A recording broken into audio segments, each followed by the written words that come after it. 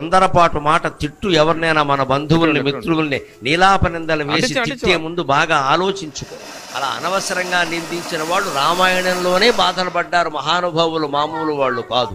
అగ్ని ప్రవేశం అప్పుడు సీతాదేవిని అనేక రకాల మాటలు అన్నాడు రామాయణంలో రాముడు. ఇప్పటికీ దాన్ని విమర్శిస్తారు చాలా మంది హేతువాదులు. వాళ్ళు పూర్తిగా చదవక విషయం తెలియదు అన్నాడు, అనేక రకాల మాటలు అన్నాడు.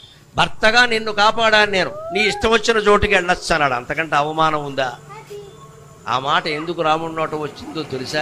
సీతాదేవి ఇంచుమించు అంత మాటలే లక్ష్మణుడిని అందమ్మ. గమనించండి, రామాయణం చదవకుండా మాట్లాడు. మాయలేడి కోసం ఆయన వెడితే హా సీత హా లక్ష్మణ అని అరిస్తే వెంటనే ఈయన్ని వెళ్ళమంటే నేను వెళ్ళనమ్మా, నీకు తెలియదు ఇది రాక్షస మాయ. వాడు అనేక రకాల మాయలు చేసేవాడు మిమిక్రీ చేయలేడా? మిమిక్రీ చేసేవాళ్ళు బోళ్ళు మంది ఉన్నారు ఇక్కడ. అలాగే వాడు రాక్షసుడు లేడి వేషంలో వచ్చాడు, ఇప్పుడేమో ధ్వనిని అనుకరించాడు.